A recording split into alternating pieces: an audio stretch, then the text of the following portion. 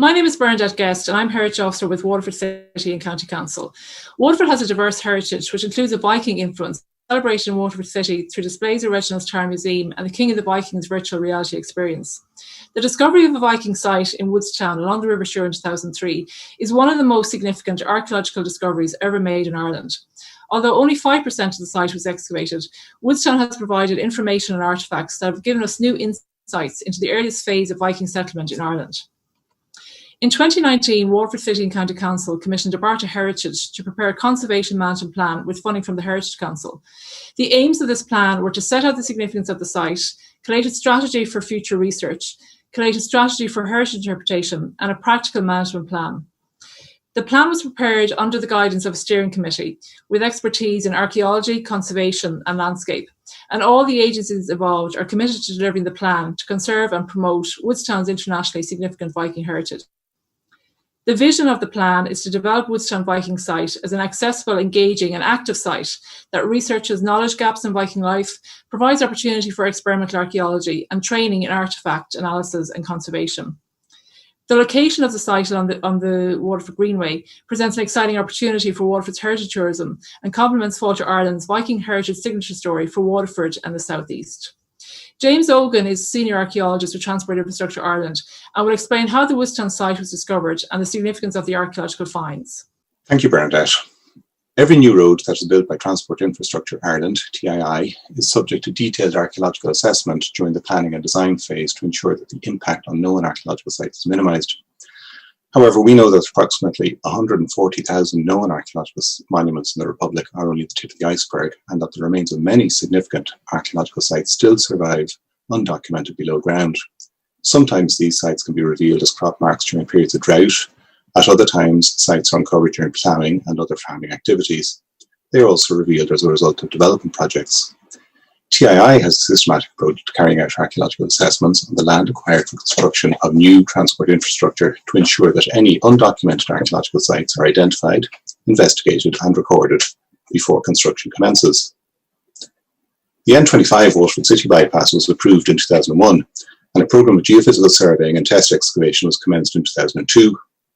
In March 2003, Ian Russell and the team from Archaeological Consultancy Services Unit were excavating test trenches in two large fields in Woodstown. Before long, they started to find indications of intense human activity.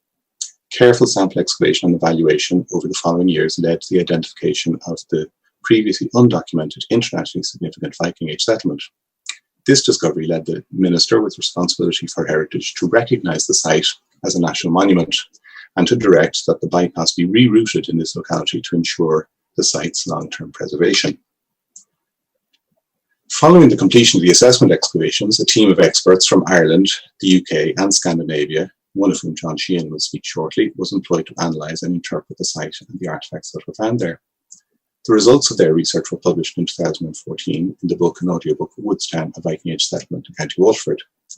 Their research demonstrates that Woodstown's significance is that it is one of the settlements established in the earliest phase of permanent Viking settlement in Ireland, and was a place where a community with strong cultural affinities and probably close personal connections with Scandinavia lived, traded and died.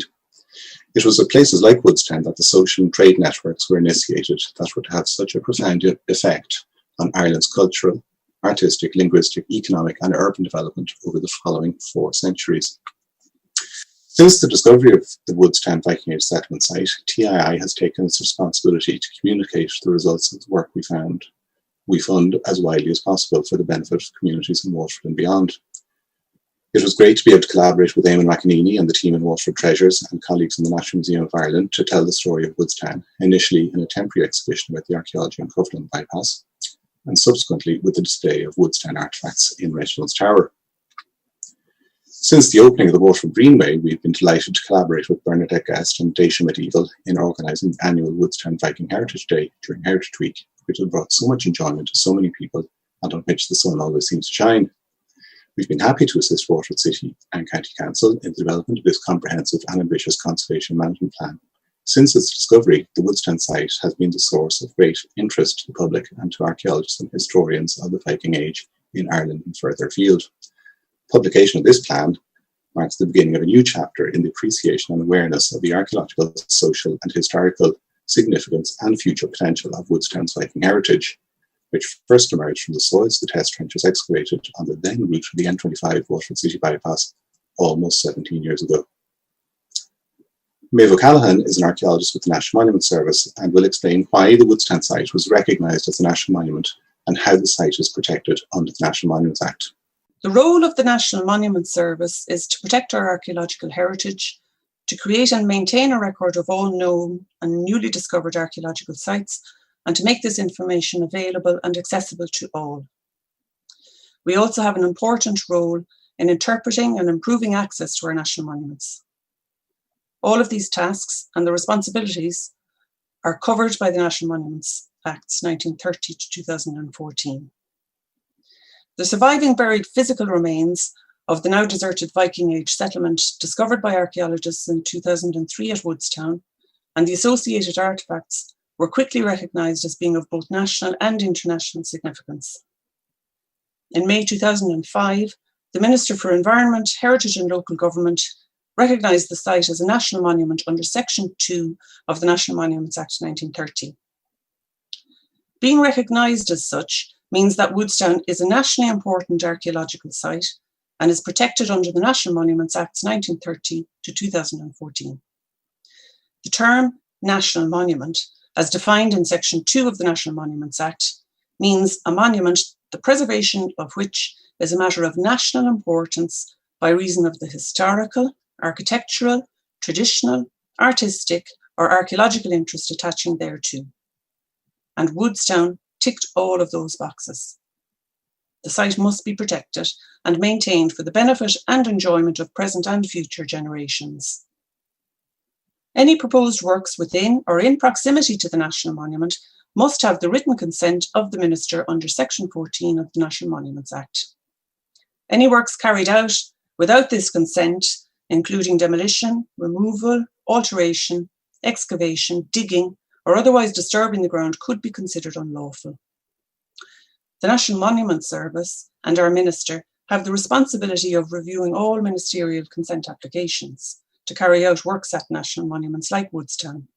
So many of the proposed works outlined in the actions section of the Conservation Management Plan will be reviewed under that process.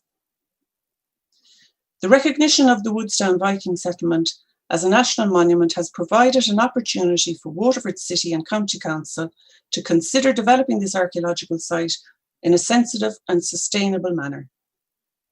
The first step in this process is the preparation of a conservation management plan, and the National Monument Service was invited to join the team.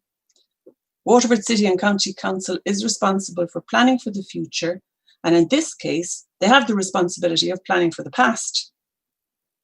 The plan addresses the practical issues of ongoing maintenance of the National Monument, improvement of access, provision of information, and development of a long-term archaeological research strategy, while taking into full consideration the necessary legal protection of the monument. The National Monument Service is delighted to be involved in this exciting venture, and we look forward to the actions being implemented in the coming years. John Sheehan is a Viking Age specialist in the Archaeology Department of UCC.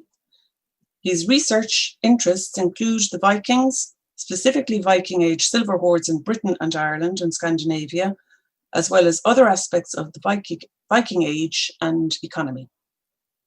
John explains why the Conservation Management Plan provides a great opportunity to consider key research questions relating to the Woodstown site and broader issues. Hi, Woodstown is a site of huge importance both nationally and internationally. It belongs to the second stage of the Viking expansion out of Scandinavia, and this stage is characterised in Ireland by the foundation of camps known as Longford. These were defended camps, and they belonged to a critical phase in Ireland's history, but we actually know very little about them. And this is one of the reasons why Woodstown is so important, because it holds great potential for answering key questions that we have about the Vikings. Only a small portion of the site has been excavated, but even this has produced very exciting results. We know that it was an extensive settlement that contained houses, streets, that it was a centre of industrial activity and trade. Manufacturing and metalworking were carried out here, especially ironworking, as well as textile manufacturing and other types of craft production. And it seems that the site was also a centre for ship repairs, and it was almost certainly involved in the lucrative Viking slave trade. The amount of silver and other items that have been found here, including lead weights that were used for weighing the silver, shows that the economy practiced at Woodstown was of Scandinavian character and that it was a wealthy one with international outreach. It's one of the most important Viking sites yet discovered in Ireland. And it undoubtedly had military aspects. There was a defence mechanism, and there was a warrior elite based at the site. And the spectacular grave of one of its warriors was found during the excavation. Now, important research has already been carried out at Woodstown. For instance, the main publication was produced in 2014. But good research always produces new research questions, and it isn't surprising that there's fantastic potential for more research on this site. Now the steering committee that produced the Woodstown plan has devised a strategy for further research. Much of this strategy focuses on new archaeological and historical approaches, and it also addresses environmental and biodiversity issues related to the site. There is no doubt that there is an exciting research agenda for Woodstown, and that this important site would provide intellectual stimulation for decades to come. And now I'd like to introduce you to Eamon McEneny, who is Director of Waterford Museum of Treasures. Reginald's Tower Museum houses exhibitions on Viking Waterford, including artefacts discovered at Woodstown, including the Viking sword and the unique weight, which is decorated with a human face. The discovery of the Viking site at Woodstown, I suppose, was hugely important for Waterford City. Of course, I know the site is 5 kilometres upriver from the city, but obviously it was where the original Waterford was back in the 9th century. And I suppose in terms of relating it to the modern city, that the big influence it had was really that it inspired Waterford Council at the time to go for this idea of developing the historic part of Waterford, and we gave it the name the Viking Triangle, the part of Waterford where the Vikings, Waterford City, where the Vikings settled after the settlement of Woodstown had either begun to go into decline or had gone into decline. That's still a moot point whether it had begun before that, before 914 or just shortly after 914. So in developing what we call the Viking Triangle, of course, that the inspiration for that came from the fact that we discovered that the site at Woodstown was discovered. And I suppose really very importantly, I suppose, was the fact that the National Museum of Ireland agreed under the then director, Dr. Pat Wallace, to loan the objects from Woodstown, and they then became very much part of the development of the Viking Triangle and the particular pathway that development took place. So, for example, it led to the development of Reginald's Tower, which we all know is a Norman fortification, but it's on the site of an earlier Norse fortification. That at Reginald's Tower, then we have the Viking material, and then we built just up from that, which was probably very close to within what was the original Viking fort here in Waterford City. We've got the medieval museum and then the Bishop's Palace. So our history then we divided between Viking history, medieval history, and what we call modern history. That's everything from 1690 upwards. In Reginald's Tower, then we have a display there of the objects from the Viking site. Not all of the objects, but the really important ones. And I suppose the really important ones are are the grave goods from the warrior whose grave was discovered immediately outside one of the entrances to the site. And I suppose they're very unusual. There's probably maybe less than 20 such well-furnished graves in Britain and Ireland. So these are very important. I think they're the first one discovered in nearly 50 years. So that's very important to have a 9th century sword and all the other pieces of armory of a Viking warrior, who obviously a high status warrior who's buried at Woodstown, and to have them in the museum is really important. Equally important is the fact that it was a trading base, I suppose, as much as a raiding base, and the fact that they found so many pieces of silver in such a small little area of excavation, and lead weights for weighing out the silver is a very good indication. This was a very, very important trading base. Obviously, they were trading with the Irish and then trading probably internationally also from this base. So Woodstown is really important in that respect. And we here in Waterford Council, of course, want to make sure that public knowledge of the site and its importance, of course, is brought to the public. And we did that. We've done that now in two ways.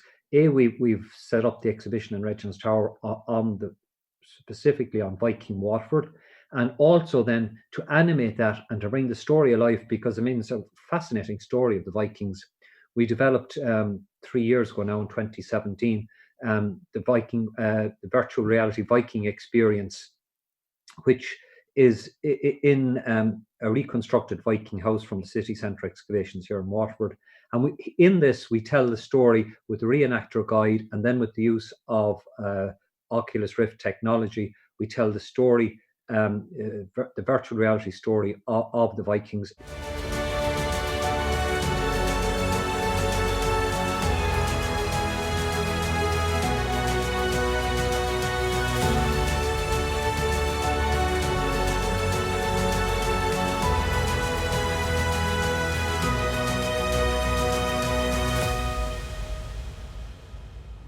Ian Doyle is my name. I'm the Head of Conservation with the Heritage Council of Ireland. The Heritage Council is delighted to have supported the Woodstown Conservation and Management Plan. We've been involved in this project since 2005, the very earliest stages, and it's great to be working on this with Waterford City, County Council and the project steering group.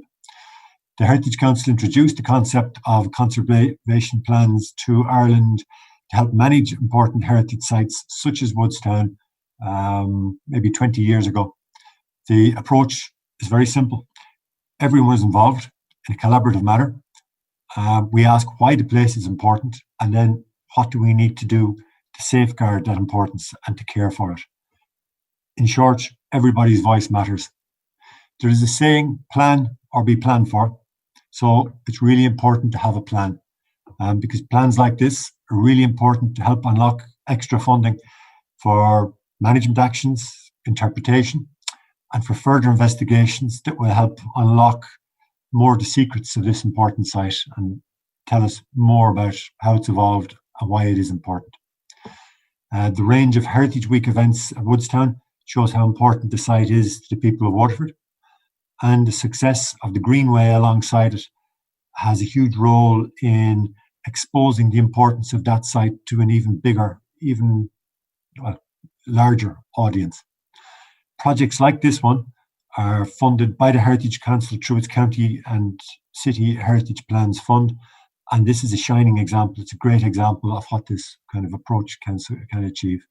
We look forward to seeing the plan implemented for the benefit of all. Thank you. Woodstown is a site that not only reflects Ireland's past, but that of wider Scandinavia and Norway in particular. A collaborative approach is key to understanding the site, and the Woodstown project has benefited greatly from the support of research experts in Norway, who carried out a ground radar survey in 2018.